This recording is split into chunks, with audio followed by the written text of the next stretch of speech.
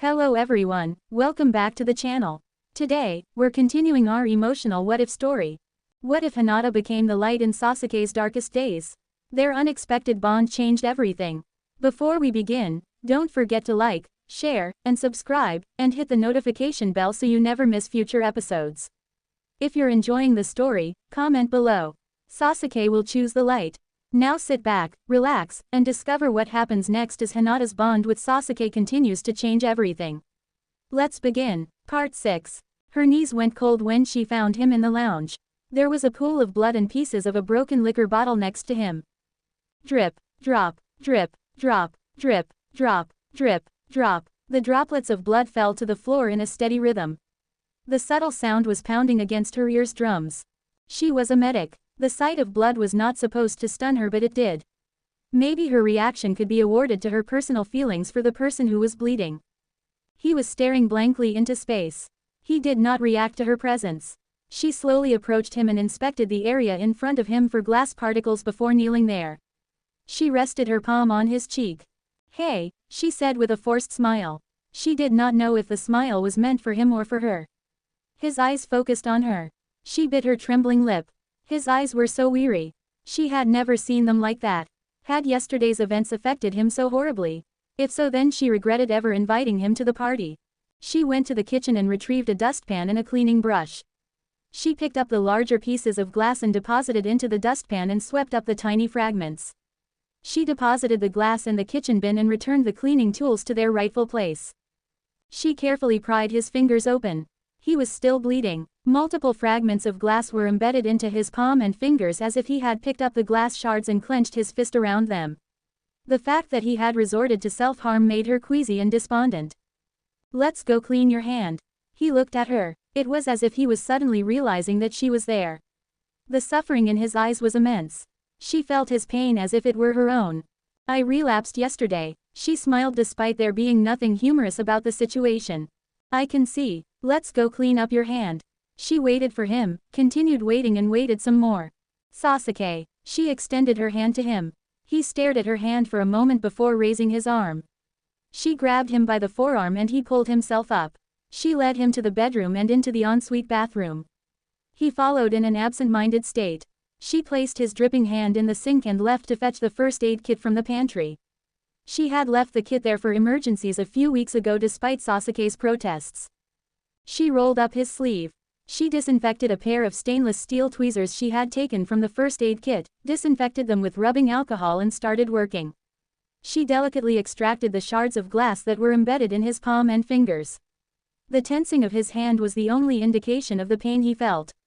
The fragments were disposed in the bin. Her hand glowed with chakra as she healed the wounds on his hand. He observed his closing wounds with a faraway look in his eyes. The glow dissipated when she was satisfied with her work. She washed his bloody hand with warm water and dried it with a towel. She filled a bucket with water and a bit of detergent. She mopped the pool of blood in the lounge and subsequently mopped the trail of blood drops that had formed during their exodus to the bathroom. She joined him on the sofa. Her eyes settled on him. She intertwined their fingers and rested their linked hands on her lap. "Have you ever thought about oblivion? Death?" she answered. "Yes. Everyone thinks about it because our mortality makes it a reality we have to face. I think about it a lot." His larger hand tightened around her own. "I've tried killing myself. Multiple times. But I'm always too much of a coward to go through with it." She felt the urge to shut her eyes. The image of a lifeless Sasuke bleeding on the floor with slashed wrists or a slit throat made her sick. "What is the point of all this, Hinata? I'm tired. I'm tired of harboring this anger and resentment. I'm tired of being haunted by my past. I'm tired of feeling as if my life serves no purpose. I'm tired of the guilt. I'm tired of the sadness. I'm tired of the nightmares. I'm tired of being who I am." His eyes were gleaming with unshed tears. His hand tightened even further. "I'm poison. I destroy everything I touch." "That's not true."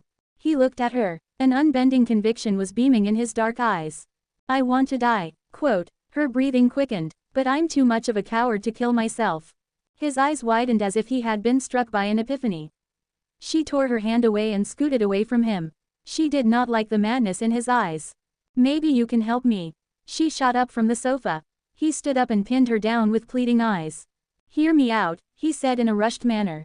She slapped him. His head whipped to the left. She slapped him again. His head whipped to the right.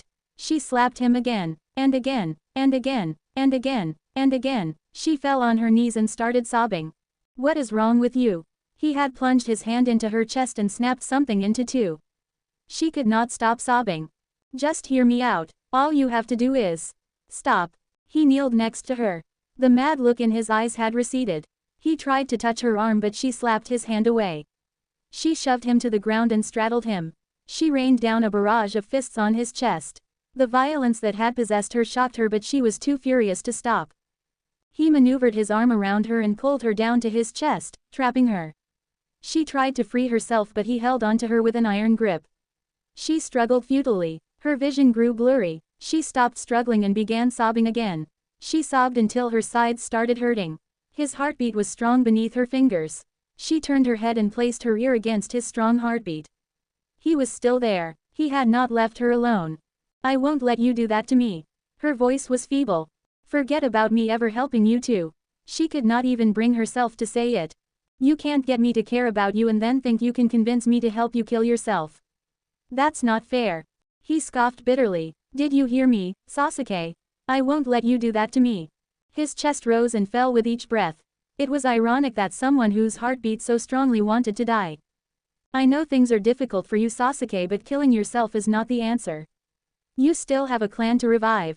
The Uchiha clan wouldn't be the first clan to die out, he replied. Naruto and Sakura would be crushed. They would deal with it. They have each other. What about Itachi's sacrifice? He's dead. He wouldn't know. You talk too much. He chuckled mirthlessly. The vibrations of his chest comforted her. Why do you care about me so much? I don't know, but I do know that it's your fault. Kiba would want my head on a platter if he found you on top of me like this.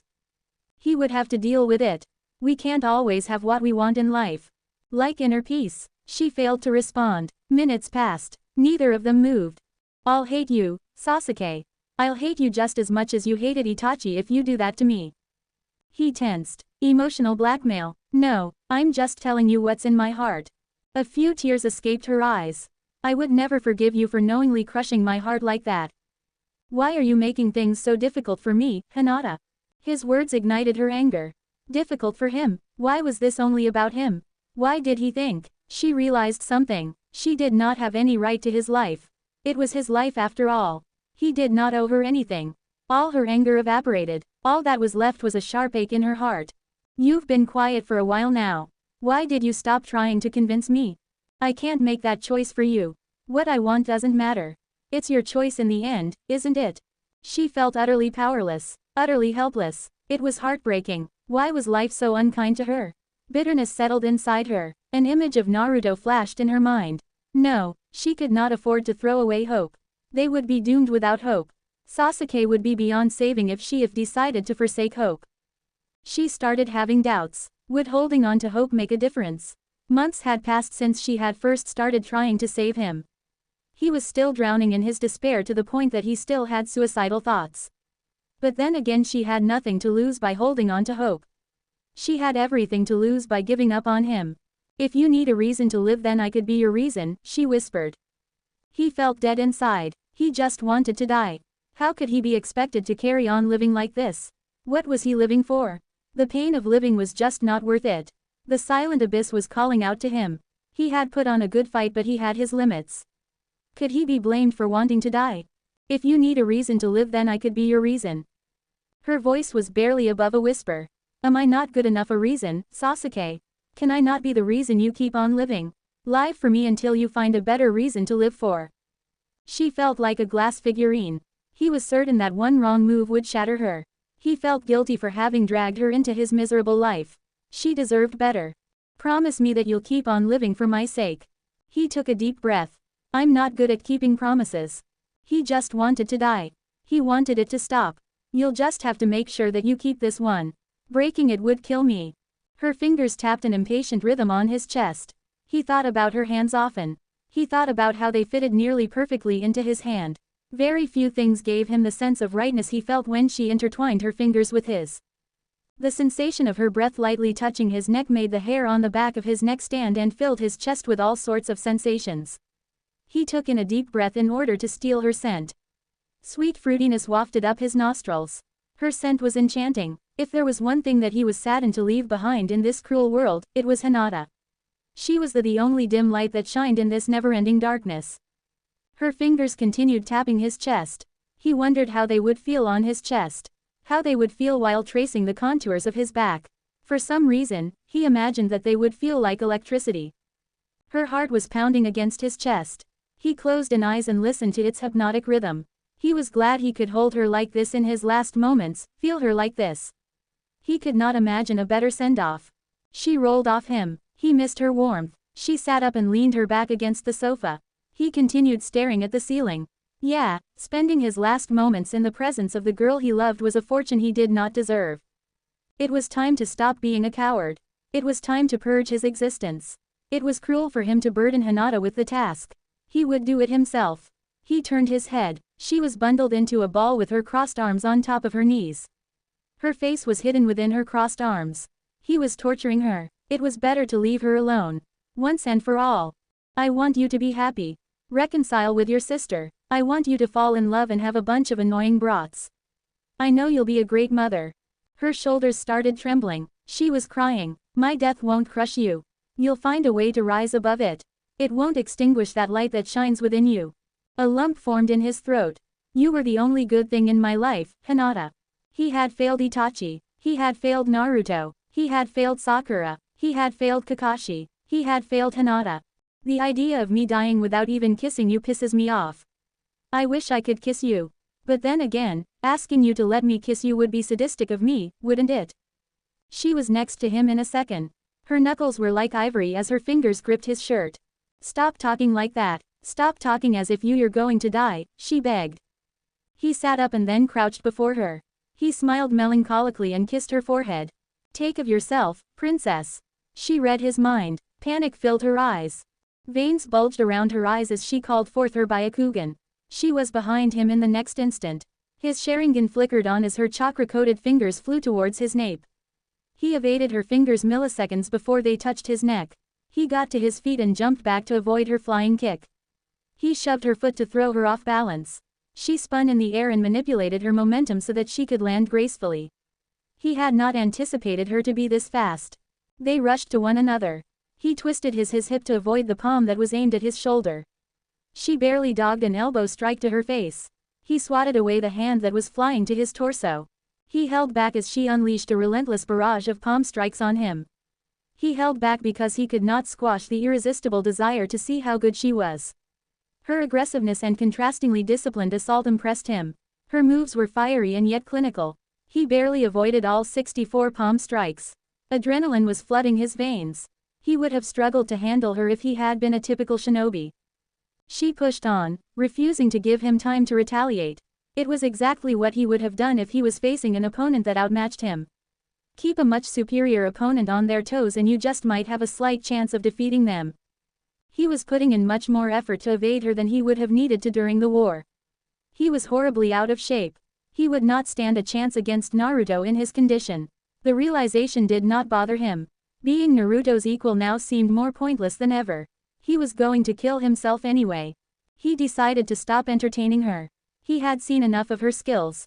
She was a highly capable kunoichi. He was quite impressed. Her palm was closing in on him. He had no intention of moving. Her palm was millimeters away from the center of his chest when she suddenly froze. The now unfamiliar prick of eye pain that was a result of activating his Mangekyo greeted him. She had been caught in a genjutsu. He sunk his fist into her abdomen, showing her solar plexus no mercy. She doubled over gasping for air. Her face was twisted in agony. He had half expected her to lose consciousness because of the brutal blow.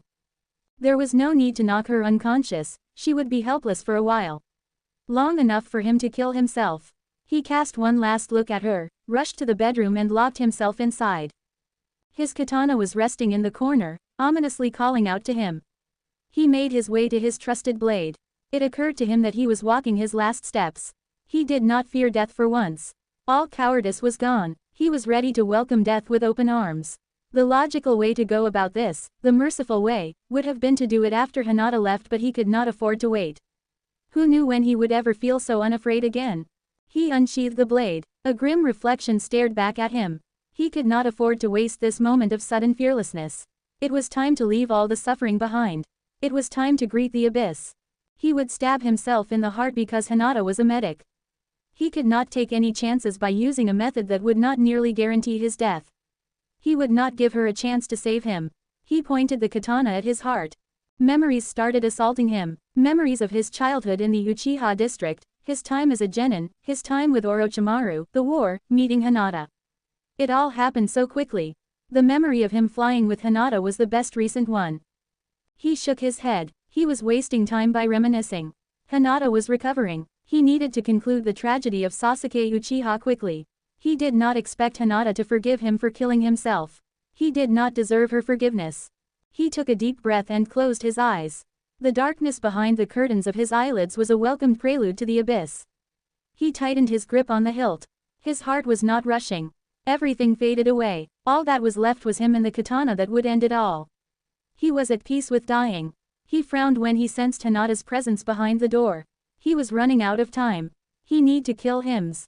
An explosion boomed. The smell of burning wood and burning explosive tags filled the air. The explosive tags did not shock him. Hinata was a kunoichi after all. Who knew what she concealed in her clothing? She slammed the door open. Fury was burning in her eyes. He could almost taste the determination in her aura. She looked like a goddess of war. He did not lower his katana but tightened his grip instead. He would not allow her to stop him. She was carrying a kitchen knife. You heartless bastard. His eyes widened. Hinata never cursed and she had never looked at him with such venomous eyes. You couldn't even wait for me to leave before killing yourself. How more heartless can you get? He would not be swayed. This was his life. She had no right to decide anything for him. Can't you see that I'm begging you not to do this? You're so selfish that you don't even care about what your suicide would do to me. I'm the one who's being selfish. Stop making this about you. Can't you see that? Nothing you say or do will change my mind, Hinata. She glared at him. He reciprocated her glare. It was a battle of wills. An unstoppable force was battling against an immovable object. Leave. I don't want you to see this. Fine. He did not know why the tone of her voice filled him with so much dread. The next thing she did made him understand why. His heart started pounding. What the hell do you think you're doing? She was pressing the kitchen knife against her throat. You're going to cause 2 deaths if you don't put down that katana. She was bluffing. She had to be bluffing. There was no way she would be that stupid. The conviction in her eyes filled him with terror. Her steely resolve was unwavering. Bullshit. You wouldn't dare. If your story ends today then mine will also end today. Only seconds apart. She pressed the knife even harder. Drops of velvet blood defiled her pale neck. Kill yourself and you kill me too. Her voice was now calm. It lacked the horror of her words. The look in her eyes frightened him more with each passing second. He was so frightened because he partly believed that she would go through with it. The idea of her killing herself made him want to vomit. Don't do this, Hinata. He could barely recognize his own voice. It sounded so desperate. If you die, I die, she replied without hesitance. Nothing you say or do will change my mind, Sasuke.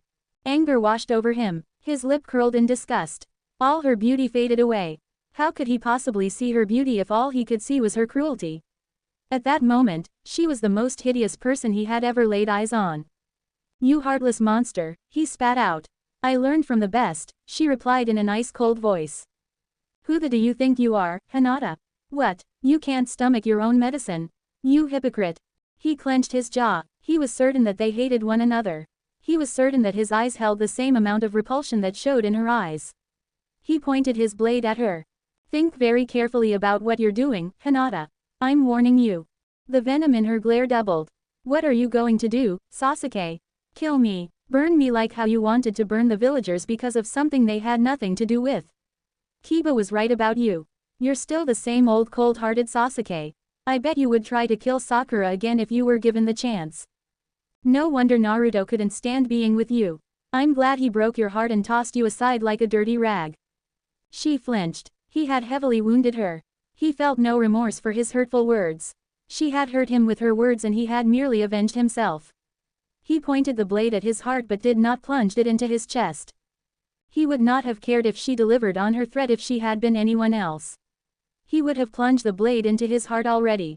It would not have mattered to him if she killed herself because of him. He wanted to die that desperately. The fact that it was Hinata who was threatening to kill herself changed everything.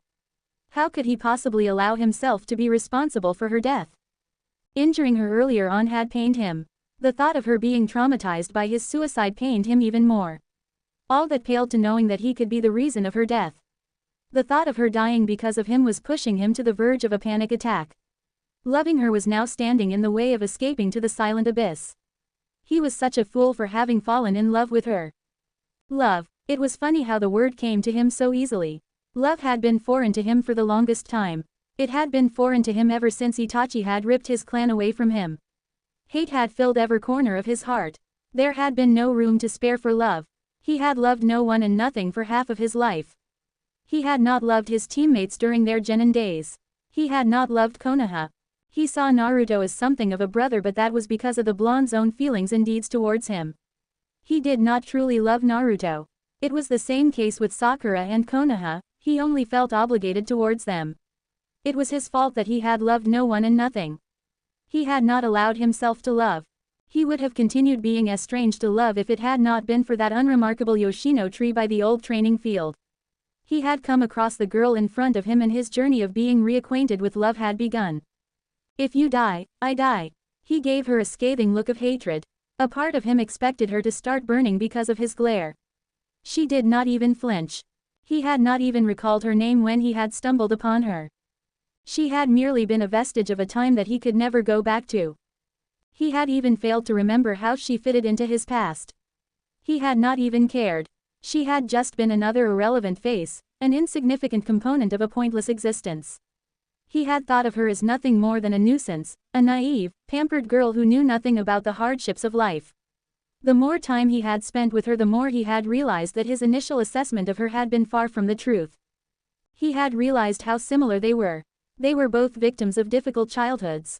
They both had trauma. They carried scars that were different and yet similar at the same time. He had related to her.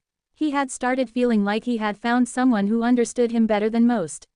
He had even went as far as deciding to open up to her and use her to vent out things he could never tell anyone else. She had turned from being a nuisance to being a confidant, and from a confidant into someone he considered a friend.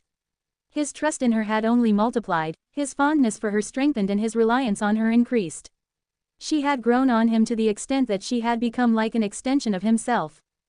You said you'd be there for me and that you wouldn't go anywhere. Was it a lie? The question tore him apart. The trembling of his fingers increased. As if to punish him, his mind showed him flashes of the night he had taken her out to cheer her up. He had said those words to her that night. He had also realized that he was in love with her. He had realized his feelings for her that evening. His compulsive desire to protect her from any form of harm. His constant desire to see her happy, to see her smile. His growing addiction to her presence. How she unceremoniously invaded his thoughts. His alarming attraction to her body. How his skin would tingle when she touched him. How her scent had become his favorite smell. How she would sneak into his dreams and keep the nightmares at bay. All of this had felt strange and yet right at the same time. A memory flashed in his mind. It was of Itachi's last words to him. But I want to impart at least this much truth to you. You don't ever have to forgive me, and no matter what you do from here on out, know this, I will love you always. Why was he suddenly thinking of Itachi? Why was he thinking of a man whose love had cost him everything? Why now? The answer finally dawned on him. He shuddered. Sacrifice. Love had compelled Itachi to sacrifice everything. His love for Konoha and his little brother had compelled him to sacrifice his clan and his life in Konoha. He was beginning to understand. Sacrifice was born out of love. That was why a mother would sacrifice her last few cents just to buy her child some sweets for no other reason than to see her child happy. The Yondaime had sacrificed his life for Konoha. It had been out of love. Itachi had done Danzo's bidding so that his brother and the rest of Konoha could be spared. It had all been out of love. He had been trying to use logic to understand Itachi's actions, but he had been approaching the matter wrongly. Logic could not be used to explain his brother's actions. Only something that transcended logic could explain his action. Something visceral, love. The girl in front of him made him realize why a person would voluntarily pay the ultimate price for someone or something. No wonder he had never understood it. How could he have possibly understood when he had loved no one and nothing? Wait, there was something he had loved during his days as an Avenger, vengeance. He had sacrificed because of his love for had sacrificed his life in Konoha and his reputation for the sake of vengeance. He had abandoned his ancestors' legacy. Why had he not realized it before? Everyone was a slave to love. Everyone sacrificed for what they loved at some point. Orochimaru, Madara, Obito, Itachi, Naruto, Kagaya, Hagoromo, all of them, no matter how good or evil, had sacrificed something for what they loved. It was as if he had been given a fresh pair of eyes and was seeing the world differently. Love always prevailed. Love prevailed above all else in their cruel world. What is it going to be, Sasuke? Are we dying today? Would he have to walk Itachi's path too? Would he have to follow in the Yondaime's footsteps? Was his love for Hinata calling for a sacrifice?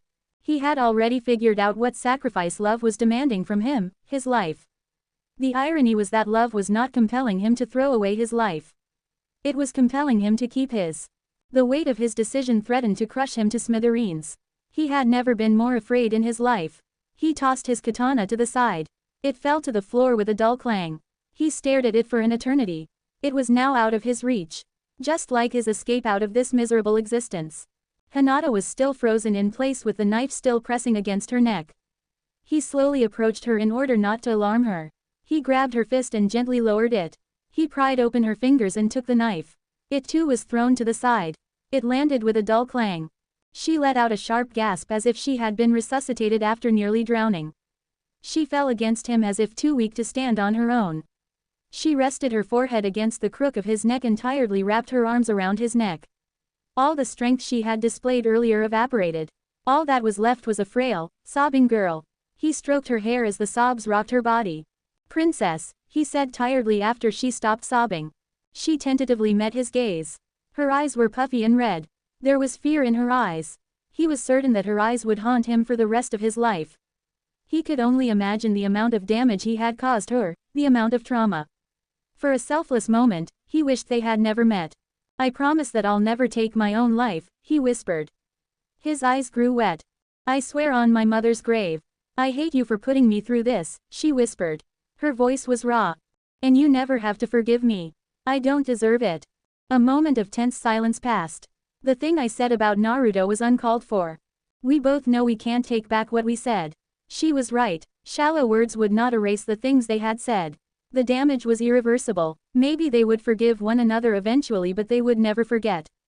"You're so good at saying loving things to me, Sasuke. You're just as good at saying things that break my heart. You always know which words to use to hurt me the most." He buried his nose in her hair and inhaled the scent. The resignation in her voice bothered him. "I don't understand, Princess. You told me that you have a low tolerance for being hurt when I first hurt you. You almost ended our relationship because of that one incident. And yet you're still here even after I've hurt you multiple times. Why won't you leave?" She was quiet for a long time. "I just can't bring myself to abandon you," she stated. "You've never tried to convince me to abandon you for my own good. You keep holding on to me even though you know how difficult my life has become because of you. I'm selfish. I don't want you to walk out of my life. I keep holding on to you even though I know how harmful I am at times." He wondered why the truth was flowing out of their mouths so freely. Why were they being so honest with one another? "You no longer have as much faith in me as you pretend you do, Princess. You sometimes wonder if I ever changed from who I was in the past. Your doubts about whether I'm ever going to overcome my darkness have grown stronger. Yes, and yet you still won't walk away." He sighed. "I know I'm no good for you, but I won't let you go. You know I'm no good for you and yet you stay. It's ridiculous, isn't it? Our relationship should have already by now. It's a relationship." He leaned his forehead against hers and closed his eyes. He held on to her for dear life. He held on to her as if he was drowning and she was a lifeline. Her breath touched his face again and again. "I guess that's what you get when you put two broken people in a relationship," she replied. Her breath tickled his lips. "I doubt that you count as a broken person, Princess. You're scarred but not broken. You say that because you don't know all of me, Sasuke. Now what?" His only escape route out of his depression was blocked. What would become of him? He was still pondering the implications of his sacrifice when Hinata's lips touched his. Time froze. His heart started running. His jaw slackened in shock, allowing her to deepen the kiss. Her lips moved against his. Gently, softly, timidly. Just as he had imagined. Her warm breath, which was mingling with his, assured him that this was not a figment of his imagination. She began kissing him with a sense of urgency. Her lips moved with desperation. It was as if she was running out of time. He was still too stunned to react. The taste of her lips was intoxicating. Pleasure ignited his core. The need for air became unbearable. The kiss ended all too soon as she abruptly pulled away. His eyes remained closed. He was intoxicated even though he had not drank a drop of liquor. The sound of her ragged breathing filled his ears. He was still holding on to her for dear life. He opened his eyes just as she opened hers. Her pale cheeks were smeared with crimson. She bit her lip shyly. The action enticed him. It made him hunger for one more kiss. Not a single word was uttered between them for an entire minute. "What do you think you're doing, Hinata?" Her eyes grew wide in distress. He scrutinized her as she stumbled for words. Her cheeks became even brighter in the process. "I'm sorry, Sasuke. I don't know what got into me." She desperately tried to explain herself, but her explanations made no sense. She became silent when she realized that she was not saying anything coherent. He decided to assist her. "I implied that I want to kiss you before I die.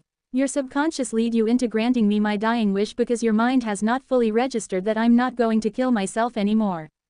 He did not believe his own words. He suspected something else entirely. His mind had formed a more dreadful explanation. "I don't know why I implied that I want to kiss you. I guess, people say a lot of nonsense when they think they're at death's door." That was another lie. He had meant what he said.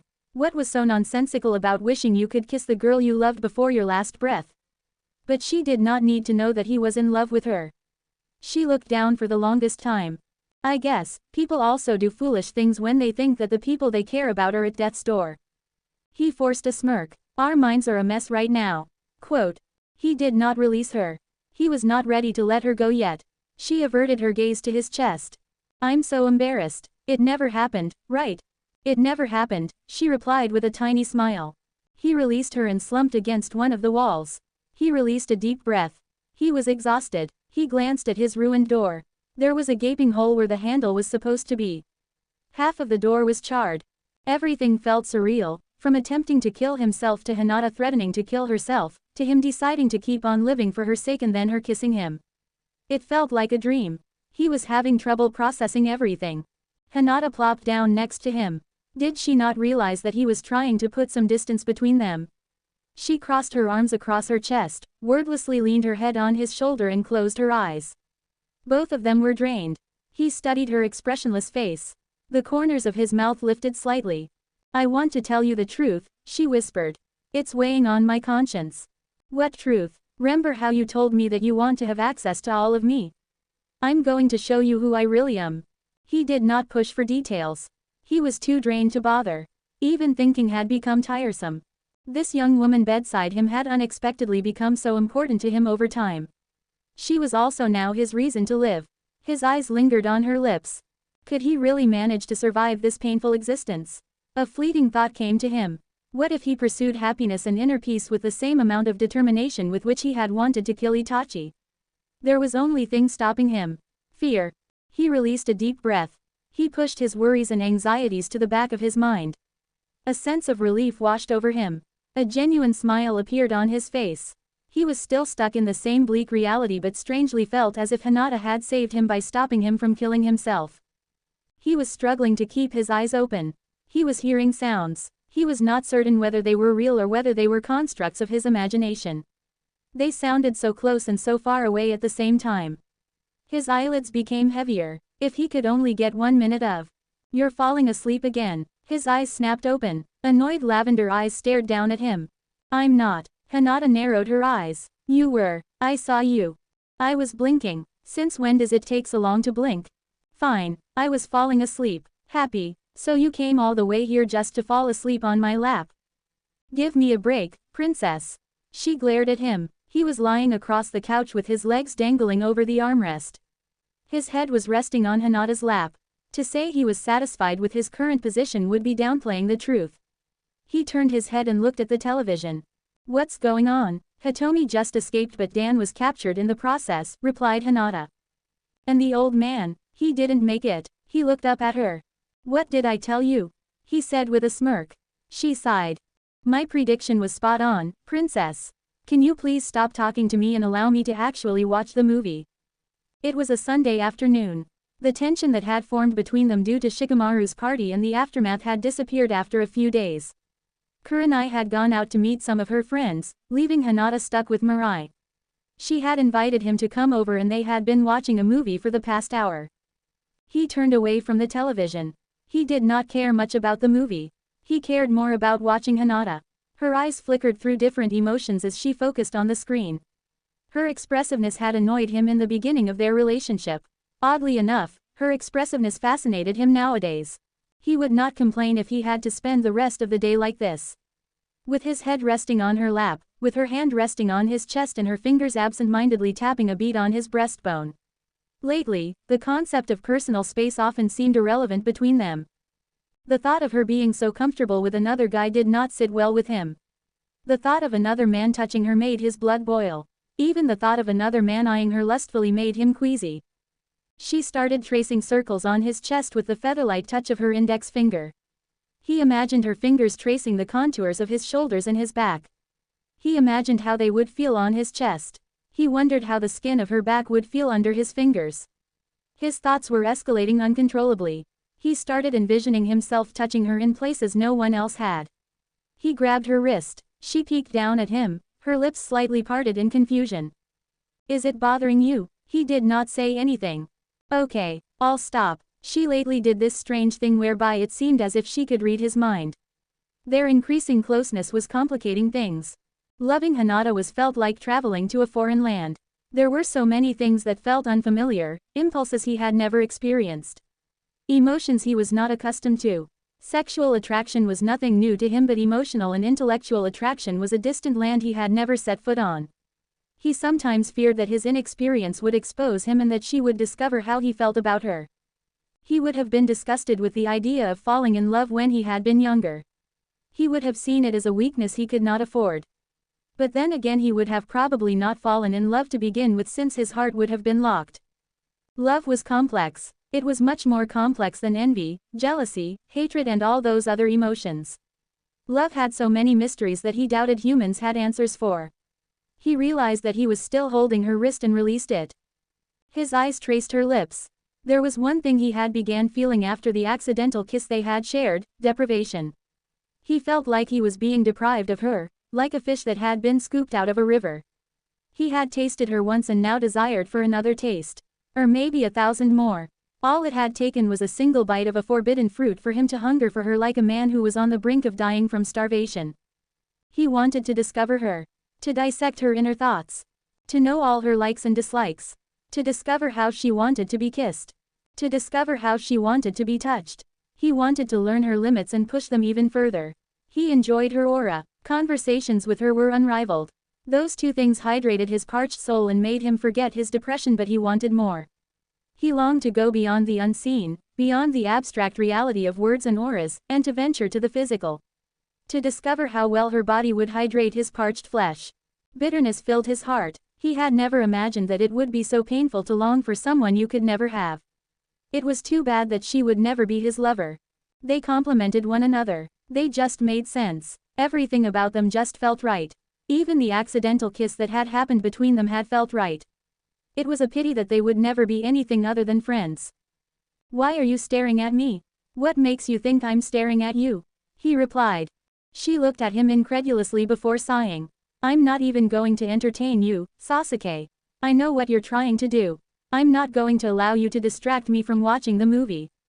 What gave you the idea that I'm trying to distract you? You're the one. She pressed her index finger against his lips and shushed him. This was just ridiculous. She had shushed him like a child and he had just let it slide. His reaction would have been very different if Sakura or Ino or any other woman had done that to him. How long would she continue pressing her finger against his lips? He opened his mouth and bit her finger. Ouch! She pulled her hand away and nursed her bitten finger. She glared at him. He smirked. Jerk! You almost bit off my finger. Stop exaggerating and focus on the movie. You're missing out. She grudgingly did as she was told. You really woke up and decided to push my sanity to the limits today. You'll have to answer to a lot of people if I lose my sanity because of you, Sasuke, she whined. There was no place he would rather be. His smirk slipped away as his thoughts darkened. He could never be with her no matter what. He was a piece of shit that somehow always ended up hurting people. He had hurt her so many times. He could not be given the opportunity to hurt her even further. He would not allow himself to hurt her within the context of a more intimate relationship. Even if she somehow developed feelings for him, he would never allow anything to happen between them. He would squash a romantic relationship before it even took off. He would distance himself from her if necessary. He would end their friendship if she became too comprised. He would do whatever was necessary to stop them from being lovers. No matter the cost. You're staring again. I'm not. Your face just happens to be in the same direction I'm facing. He had fallen asleep again. He looked so peaceful with his mouth slightly parted. He scratched his cheek and mumbled something incoherent. She smiled. She had never expected him to be a sleep talker. The fact that he had fallen so deeply asleep to the point that he was sleep talking pointed to one thing: sleep deprivation. She could no longer carry on like this. She needed to tell him the truth. She needed to ease her guilt. Guilt was not the only reason why she wanted to tell him the truth. She wanted him to know who she really was. She wanted him to know all of her. The urge to reveal all of herself to him was inexplicable but incredibly powerful. She recalled a conversation that had transpired between them. You wouldn't like seeing me unclothed, Sasuke. You think I'm afraid of a few blemishes. You're saying that because you haven't seen all of me. Try me. I would still think you're beautiful. He had been sleeping for over half an hour when she decided to wake him up. How would he react to the truth? Would he feel betrayed? Angry? Would he feel sympathy for her? Would the truth lead to the disintegration of their relationship? Would their bond stand the test of time, or was it meant to be as fleeting as the wind? Sasuke. He did not stir. Sasuke. He opened his eyes. They were reddish from sleep and a bit confused. They focused on her. He sat up, removing the weight of his head from her lap. He looked at the credits running on the television screen. Had she gotten so comfortable around him that she had no qualms about letting him rest his head on her lap like that? The subject of her thoughts pinned her with a blank stare. Why are you blushing, princess? She embarrassingly stumbled on her own words. She ended up deciding that the question was not worth answering. We need to talk. Her words sounded ominous to her own ears. She noticed the slight unease in his eyes. She ran her palms over her thighs. She gulped. He watched her expectantly. I need to tell you the truth. His inquisitive stare was not making things easier for her. She nearly asked him to stop looking at her. I have not been honest with you from the start. She had ran out of words. Her vocabulary suddenly seemed empty. She took a deep breath. This was not the time for cowardice. She needed to ignore the shame and the fear in her heart. I initially did not want to save you from yourself because I cared about you. I wanted to save you for my own selfish reasons. You were just an avenue I thought I could use to achieve my own goal. She focused her gaze on the wall. She could not bear to look at him. His presence made her want to curl into a ball. Were you doing it for Naruto? Were you trying to get his attention by fixing me? She turned to him. His face was impassive, but she did not miss the nasty glint in his eyes. It had nothing to do with Naruto. Are you sure about that? Why was he insisting on making this about Naruto? I'm sure. Fix me and seduce me in the process. Was that the goal? Her eyes widened. He had rendered her speechless. That was preposterous. How could he even suggest a thing? Maybe I'd pick you to help me revive the Uchiha clan. You would be part of a reputable clan and it would be as if the Hyuga never expelled you. Her hands tightened into fists. Is that what you think of me, Sasuke? He averted his gaze to the floor. He failed to hide his shame. She had not envisioned that this conversation would go this way. Are you done accusing me of trying to seduce you in order to improve my social standing? Anger was bubbling inside of her. I didn't mean it. I'm sorry. A lengthy moment of silence passed.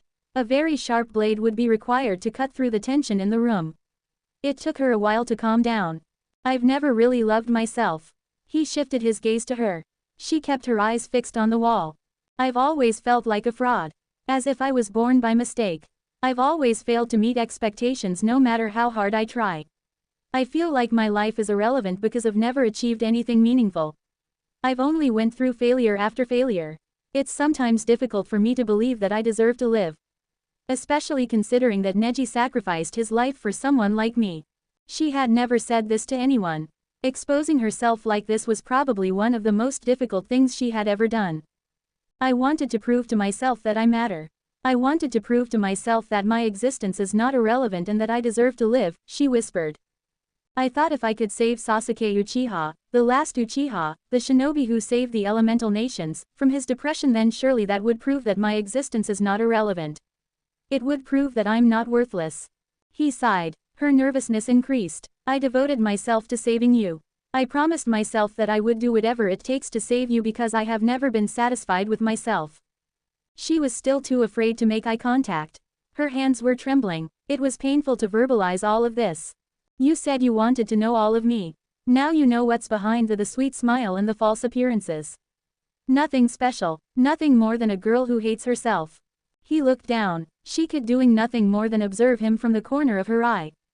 Do you know why I avoid Hanabi? I'm too scared to face her because seeing her will only remind me how much I hate myself. Mirai started crying. The toddler had woken up. She went to Kurenai's room. The toddler giggled when she saw her. Her mood improved a bit. Children always lifted her spirits. Sasuke was on his feet when she returned. Mirai squealed when she saw him and reached out to him. Sasuke watched the toddler with a minuscule smile.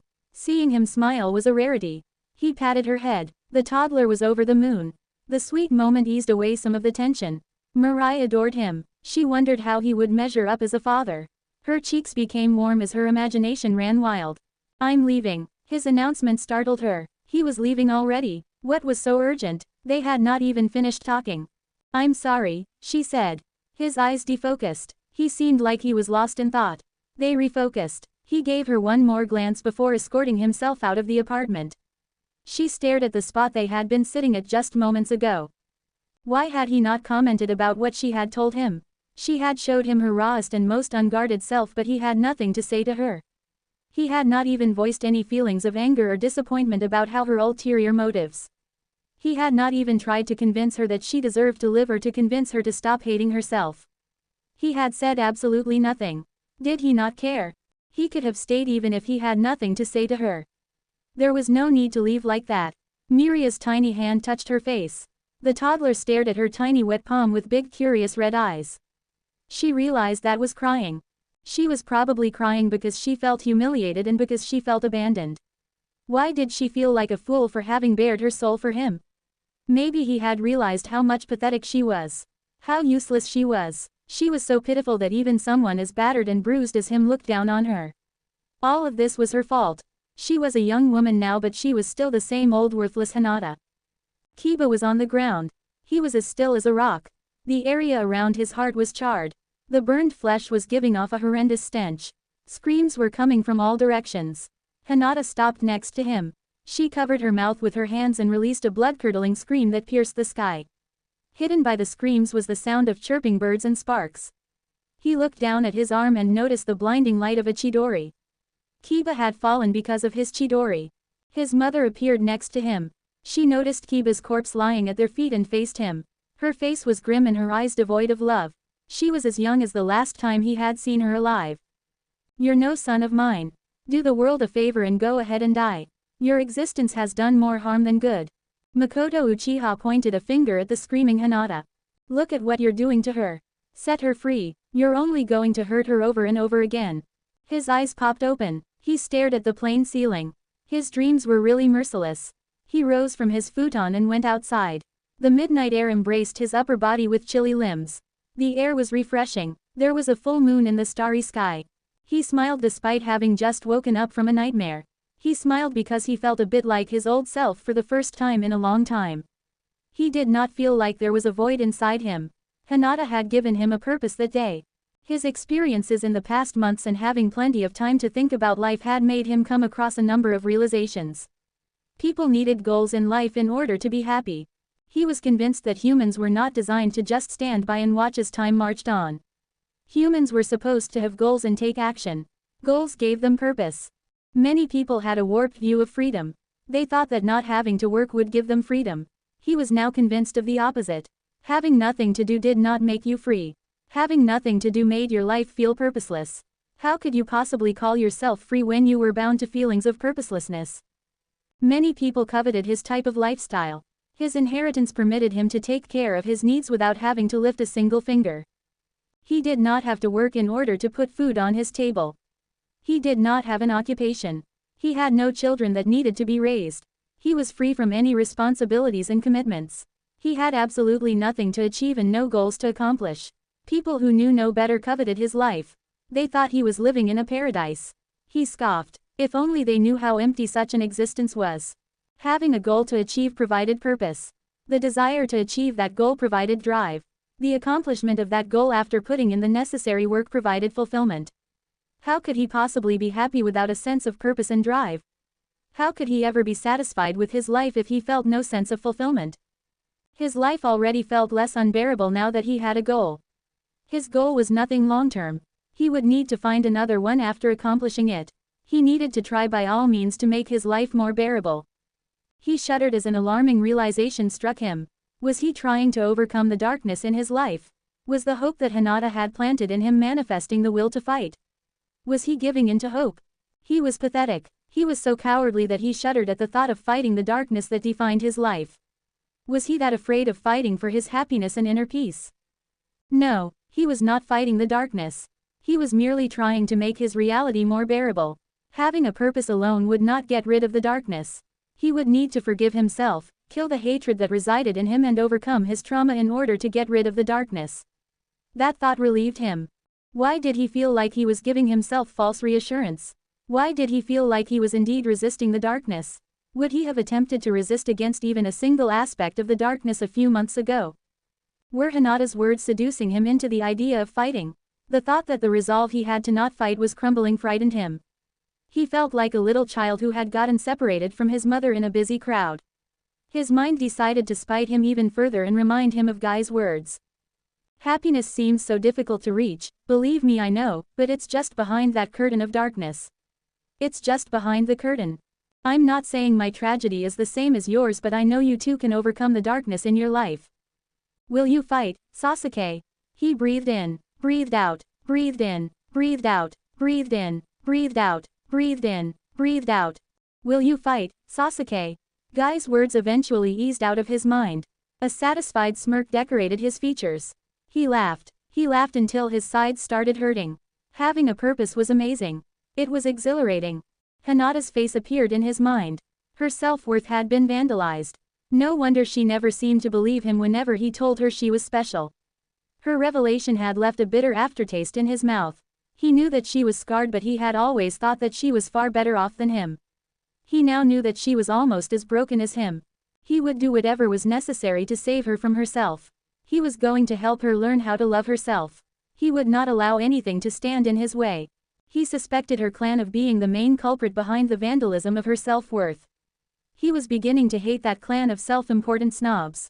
He was starting to see why his father had never had anything good to say about the Hyuga clan. The hypocrisy of his goal was not lost on him. His goal was to help her overcome her demons, even though he resisted her attempts of getting him to do the same. It did not matter. He would gladly be a hypocrite if his efforts would give her even the slightest nudge in the right direction. The forgotten exhilaration of having a goal chased away all thoughts of sleep.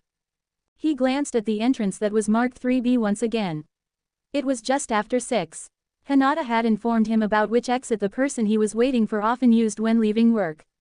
She had not questioned him about why he wanted that piece of information. He hoped that he had not missed her. He decided that he would leave if she did not pitch in the next 5 minutes. He spotted her just as he was about leave. She was wearing a black pleated skirt and a light white utility jacket. Her pink hair was tied in a ponytail. A red messenger bag was slung over her shoulder. Hinata and Ino were walking alongside her. She laughed at something that Ino had said. A week had passed since their encounter. His eyes lingered on Hinata. He felt a sense of longing as he observed her. Why was he being a coward by not telling her how he felt? Was he being hesitant because of Sasuke? He sighed. He would have to tell her soon. Sakura's smile crumbled as he approached the trio. Ino, Hinata, Sakura, he said in greeting. Shino-kun. Hinata's smile made his stomach stir. Shino, acknowledged Ino. Sakura did not greet him back. In fact, she was avoiding to look at him. You won't mind if I stole Sakura away from you, would you? I need to discuss something with her. No, not at all, replied Ino. Hinata nodded in agreement. Sakura did not respond. Ino observed Sakura with a raised eyebrow. She shared a look with Hinata. Hinata shrugged as if to say that she knew nothing about the reason behind Sakura's behavior. See you tomorrow, forehead girl. Bye Sakura-chan. Hinata and Ino departed. He watched them until they disappeared into the bustling street. The temperature dropped. Discomfort grabbed him by the neck. Sakura kept her gaze pointed to the ground. He moved in front of her and looked down at her. She was about 4 inches shorter than him. He felt a sexual attraction to her that had never been there before. Their encounter had left him sexually attached to her. Sakura. Flashbacks of that day started playing in his mind. He remembered all the sensations. The feel of her lips. The feel of her delicate hands holding his face. The softness of her skin. The sensation of her teeth biting into his neck. He forcefully blocked those thoughts. She finally looked at him with fierce green eyes. Please leave me alone, Shino. She sidestepped him and left. He caught up with her and fell into step with her. He could not let things conclude like that. They needed to fix things. He would need to be stubborn in order to make amends. What are you doing? Can't you get the hint? I don't want to see you anywhere near me. I'm not leaving you alone until you give me a chance to speak. She glared at him. Suit yourself. She pretended as if he was not even there, but he relentlessly followed her. More than 20 minutes passed with her pretending that he was non-existent. They reached her apartment building. He vaguely remembered Kiba saying that Sakura had recently moved out of her parents' home recently. He followed her all the way to the door of her apartment on the 3rd floor. She angrily searched for her keys inside her bag and impatiently unlocked the door. She stepped inside and slammed the door with a loud bang. He sighed. This was a very tedious game, but he had no choice but to play along. He knocked. There was no response. He plopped down on the carpeted floor and sat with his back against the wall opposite her door. He felt an ounce of guilt for backing her into a corner like this, but it was for the best. What had happened that day could not just be left unaddressed. It was too significant to just sweep under the carpet. He was sure that almost an hour passed with him sitting there. He was becoming frustrated. He had really thrown himself into a deep hole by giving in to his sexual desires. He cursed his impulsiveness and stupidity. The door slowly swung open, the hinges groaning in the process. Sakura stood before him barefooted. She had taken off her jacket and was now wearing a white oversized and masculine t-shirt. It had an Uzumaki spiral on the front. It had probably belonged to Naruto. She leaned against the doorframe. Her eyes were red as if she had been crying. Do you want to come in? She whispered. He entered her apartment. The scent of her hair invaded his senses as he passed her. The scent brought back memories. It was a studio apartment. The lounge and the kitchen were in one room. The furniture was minimalistic. There were many books in the apartment, on the bookshelf and on the study table in the corner. They had similar tastes. He imagined his apartment resembling hers if he were ever to have one. His apartment would be tidier though. There was a slight untidiness that his overly organized character would never permit. He sat on the beige sofa. She sat on the other end. The most awkward silence of his life ensued. He nearly complimented her apartment in an effort to break the tension but decided to cut to the chase. I should not have made an advance on you like that. You were not in the right space emotionally and I took advantage of that. We're sitting here because I couldn't restrain myself, he started. I'm sorry for how I behaved afterwards. It wasn't that I couldn't look at you because you suddenly disgusted me. I couldn't look at you because I was ashamed of what I had done to you. He removed his glasses and turned to her. Her eyes tentatively met his. I'm sorry for violating you, Sakura. I hope you can forgive me. She looked down. It's not completely your fault. You know it's not. I was just unfairly taking it all out on you. I planted the idea in your head and I also permitted you to touch me. I wanted you to touch me, she stated before hiding her face in her hands. I feel so stupid. I was going to let you to take my virginity without a second thought. He shifted uncomfortably. Her words did not ease his guilt. We're both to blame, Shino. I was hurting because of Sasuke and you were hurting because of Hinata. We latched onto one another and lost ourselves in the process. She lifted her face from her hands. Her lower lip quivered. I'm so lost, Shino. Her tears started flowing.